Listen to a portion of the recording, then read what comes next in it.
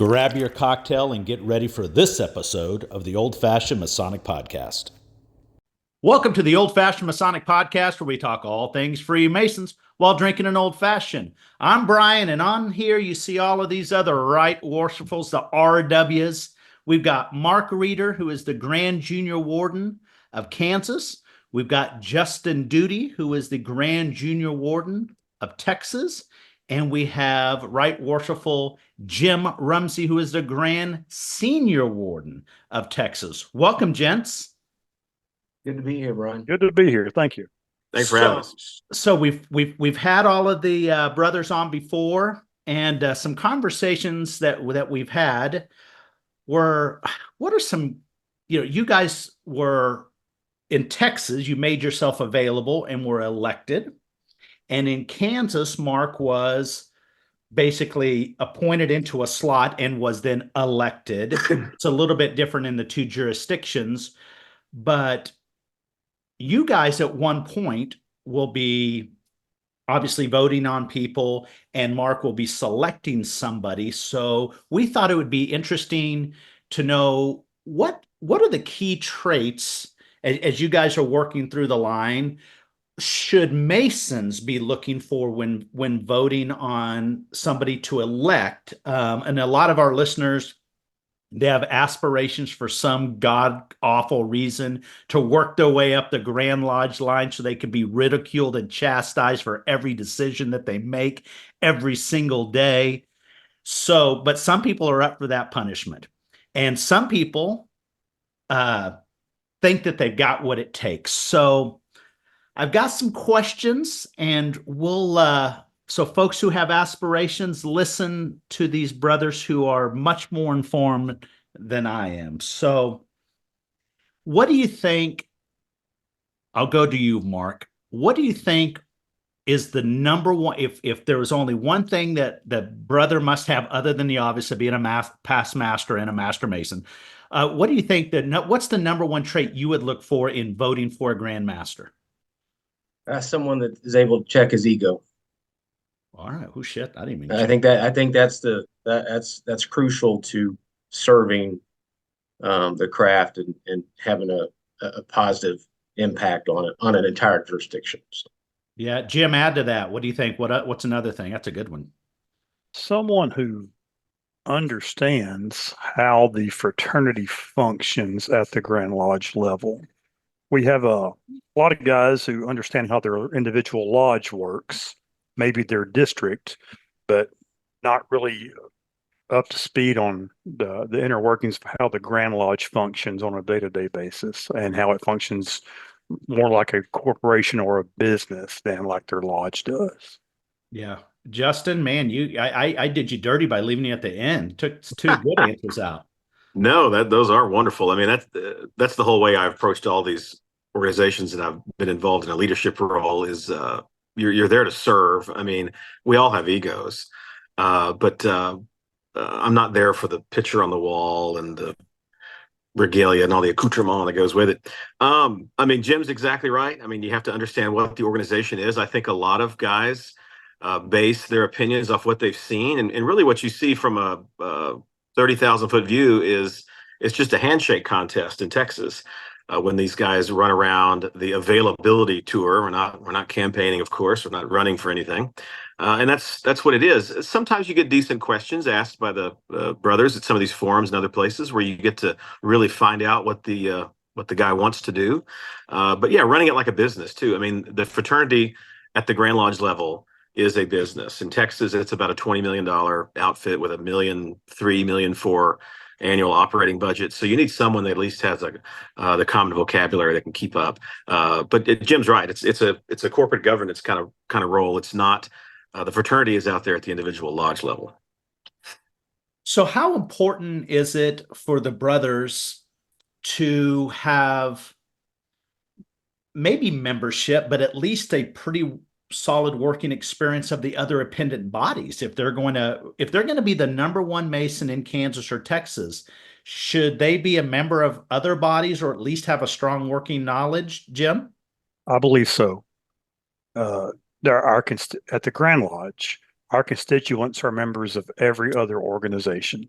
That's not the same for the appendant bodies. Your appendant bodies may not be your members if you're a member of the shrine, or your shrine members may not be members of the York Rider Scottish Rite. But at the Grand Lodge level, your members are members of everything, and you've got to have an understanding, I think, of how every body, not everyone, every individual body functions uh, at their grand level, not necessarily how the local chapters, councils, commanderies, or shrine temples function, but how those grand bodies function in your state, because it's hand in hand. All those grand boards and grand masters are hand in hand. Yeah, I agree. Justin, so how important is tenure? What do you think that if you were to write a bylaw today and it was an edict, what is the minimum amount of years do you think a brother should be a Mason before they should even consider making themselves available or be elected to be on that elected side of a Grand Lodge? Yeah, I think the answer would be depends. I think it certainly depends on the brother and his background and his experience. I mean, we've had in Texas Grand Masters who have been, Masons for 40 plus years by the time they get onto the progressive Grand Lodge line, but may have not had recent experience at a lodge level or an appendant body level. They certainly have punched all the holes and been around long enough. Right. But I think it varies. I mean, I would have no problem with a tenure Mason jumping into a line at some statewide level or being tasked with some sort of responsibility at the Grand Lodge level. I think more than anything, tenure is exactly right. That you can't just there's no way you're going to know enough about the organization that you report to serve if you've been around 2 years, 3 years, 5 years. But I think it does vary. Yeah. Mark, and so you're going to select a grand senior steward at some point, and you probably got your list of 5 to 10 people out there, and basically you're kind of doing your deductive reasoning. How important is their, I guess they need to be brand friendly. And we all know on the podcast, the brand isn't the square and compass. The brand is when you put them if you put them on a billboard, do they represent the brand? Or if they're out talking to the news, do they represent the brand? How important do you think that is, especially for Masons moving forward, or is it not important? I'm not necessarily looking at their branding capabilities. I think the right individual that has those right qualities, that is a given for them. That individual, you don't have to worry about those things. So, I have, like you said, you start developing a list early because brothers fall on and off that list. You start maybe putting some folks in some positions of doing some work and doing some testing and see how they respond to added responsibilities and what that looks like through the years, because it's at least in our jurisdiction, typically the folks that are district deputies and then are then do that for a few years, and then they're area deputies for a few years, and then they start serving in the Grand Lodge line and they start presenting at different events. That's kind of what happens in our jurisdiction. We start putting those folks that have kind of made the list to work. And I think the branding piece of it, though, Brian, is that's not what I'm looking for initially. I think those individuals that are on the list, they have that too, but that's not what I'm going after. Yeah, makes sense. So Justin, as this releases, elections are coming up and folks are going to be casting their ballots in a few weeks or a few months. When you go to cast your ballot, what are 2 things that maybe we haven't talked about that you think are important in your mental score box when you're voting for anybody because just because you've been elected one year, it's not a guarantee all the way through. So what do you think it's important for when that person comes as the Grand Junior Warden, or in Kansas, the Grand Senior Warden or Grand Senior Deacon? What are a couple of more traits that you think are important to you that if you were going to check a box for them? I mean, at least in my opinion, you need to be approachable. I mean, I've been a Mason 20 years, certainly active at the Grand Lodge level for 10 or 15. And we've had leaders that had wonderful qualities, but maybe were on some sort of pedestal. At least maybe that's the way I thought about him, and we're just not very approachable. So you need to be approachable. I love the checking your ego comment earlier. I The think best. that's perfect. That's something that we don't really think about. Everyone has friends. Everyone has mentors. I think you should be your own man. I think you should be influenced by those men who have come before you, but I think you should not be beholden to them, like we've seen over the years here. So, Yeah. Jim, so what are a couple of things that are a must-have in your checkbox if you're going to cast a vote? So in Texas, and I don't think it's unique to Texas, but the Grand Master he's the CEO of the fraternity, but he's the president of the board when it comes to running the business of the Grand Lodge. And there's a difference there. There's a difference between being the guy who goes out and does cornerstone ceremonies or does, Grand Lodge ceremonies at lodges and is the face of the fraternity and has the gold collar on, versus the guy who's sitting in the boardroom, talking about budget or charitable donations or whatnot, and even human resources. So there's a fine line that you got to balance there between the business of the corporation and the face of the fraternity. And I think Justin's right. For the fraternal side, the guy needs to be approachable, needs to be likable, needs to be able to, handle himself in front of the guys and the ladies even.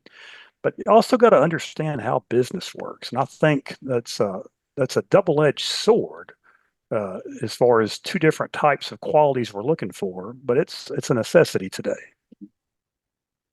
Mark, so you're going to be picking pretty soon. What's two that are on that check mark? What do they have to have? Well, you're looking to Jim and Justin's point where, we do serve, and I'm looking for someone that is involved in the appendant bodies, because I think if you're going to serve an entire jurisdiction, there's a lot of our brothers that never step foot in the Blue Lodge. They're very active in the appendant bodies, and if you're not going to know them, you're not going to be able to represent them well if you're not involved in the appendant bodies. So I'm looking for someone that has some of that going on. I'm looking for someone to Jim's point that's got some business sense, maybe a business owner or a manager, because you need those skill sets when you start talking about budgeting and the HR piece of it that comes in and dealing with the business side of Grand Lodge.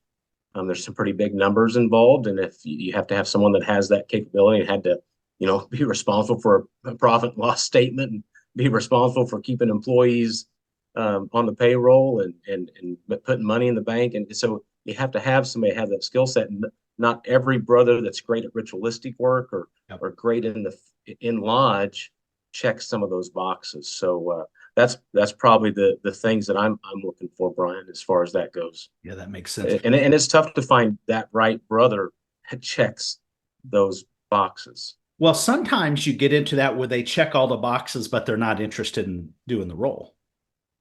That's true. There you go. Because it's a time commitment. You're not just time, but money commitment. And your significant other has to be okay with that. There's a lot of variables once you start checking boxes. And let me ask you this: we kind of went to the significant other, and I'll throw it to Jim. How important should the craft, when they're voting, how important is a first lady in masonry? Is it as important as it might be in a shrine center? I don't think it is. It's definitely important, but the Grand Lodge to me is more of a business than the fraternal side. And a shrine center, you do a lot more, and I'll defer to Justin on this, a lot more social activities, a lot more things engaging the members. The Grand Master, in Texas at least, doesn't have that level of accountability. The first lady definitely has to be on board. I don't think the Grand Master could be successful without his wife being on board. But I don't know that it's as important fraternally as it is in other appendant bodies, particularly the shrine or the other social appendant bodies. Justin, how do you feel about that? Just coming out of being a potentate? No, I totally agree. The shrine model, the ladies, especially the first lady, is critical for all those social type events. The shrine is, and Jim's exactly right, is a organization based off of fun and fellowship and social functions. Yeah, there's some corporate governance. There's a board in essence that runs the building facilities and the fraternal side, but it's nothing like at the Grand Lodge level. First lady, definitely important. Wife, being okay with you being out a couple of nights a week and a couple of weekends a month and more as it ramps up to the year in the East, certainly important. I don't think there's any expectation from members that the first lady be there or the first lady do something. We've kind of developed a model in Texas where the Grand Master's wife will create some sort of jewelry or some product and dedicate the profit to some worthy Masonic cause, which is great. That certainly helps members be engaged, but I don't think there's any expectation that the ladies do anything. Yeah. Mark, how important is it for the incoming one day to be a Grand Master to have to be a doctor? Well, hopefully it's not as extremely important because I'm not one. Oh, I'm not either. Justin, are you? Do you have a doctorate? I mailed it in. I hadn't heard back yet. I don't know what the Oh, holdup yeah, is. So. yeah. I just wonder what would it be like to have a Grand Master with a doctorate. Can you imagine that? Most worshipful doctor, Jim Rumsey. Wouldn't that be crazy to think? It's going to Jim, be you great. have anything to say about that? I do not. Okay. So, we do a lot of banter No off comment. I camera, love it. and we throw a little bit of shade, and we try to do it anytime we can, stealthy, but that was just pretty much in plain sight. So, Yeah. as we go to wrap this up, is what's one thing, Mark, when you're in the Grand East, what's the number one thing that you hope to accomplish should you be elected all the way through? What's the one thing? The one thing still for me is finding that way or multiple ways where we can communicate with the craft effectively. We still struggle with that. We have a lot of things that we do, but you still run across lodges and brothers that aren't connected. And we have to improve on that front. We have to have a way to effectively communicate with every brother that's on the rolls. And are you seeing that more in the outlining communities more than the larger Actually, populated areas, or everywhere? not really there. I think we're still struggling the generational gap and the way folks prefer to be communicated. Yeah, fair. And we have some brothers that love the app, some brothers that love email, some brothers that don't like any of that and still want to get it in the mailbox. So I think we can't go away from one or the other. We have to do a good job of, and that's my goal, is just try to continue to strengthen that communication piece. So Nice. Justin, what's should you be elected all the way through? What's the number one thing you want to accomplish? If there's only one goal and you're like, I have to do this, what is it? Yeah, I think we touched on it the last time we spoke, but I really want to focus on the overall experience of being a Mason. It just feels like this is not like it was 50 years ago and 60 years ago. It was still an impactful experience and is for me because I'm here. I'm at this level. And I enjoy it, but we have to focus on that experience. I think we've chased these membership problems or issues, which is a symptom of underlying problems that we have, and I think the overall experience has to be improved. I think their lodges. At the end, I want the lodges to be able to tell me what it is they do. What is their culture? Are you an esoteric lodge? Are you a fundraising lodge? Are you a traditional observance lodge? I think there are a great number of lodges, at least in Texas, that can't even define what it is they are. And I think if you can't figure out what it is you are or where you want to be, you won't be able to change. We have wonderful, successful lodges in Texas, as you do in Kansas, and we have lodges that are struggling. But I want to be able to overall move the bar a couple of notches forward on the experience. Yeah, it makes sense. I leave you at the end, Jim. What's the one? You're the closest. What's the one thing, if you say, I have to do this, or it wasn't a successful year for the Grand Lodge of Texas, what's the one thing you want to accomplish for the Grand Lodge of Texas? I'm going to go a little bit more simple than both Mark and Justin did, and that is peace and harmony. We've got some turbulence in Texas over the last couple of years. It's settling down, but it's still going to be a little wavy if I get elected and take over, and peace and harmony must prevail. I like it. I like it. Well, gents, thanks for taking your time out on an evening. Mark hadn't met his counterparts, which is always great, and it's one of the other reasons why we like to do this podcast, just to kind of merge brothers from all across the world, just to kind of put a face to Masonry. So, brothers, thanks for joining the Old Fashioned Masonic podcast. Cheers. Cheers, Brian. Cheers, brothers.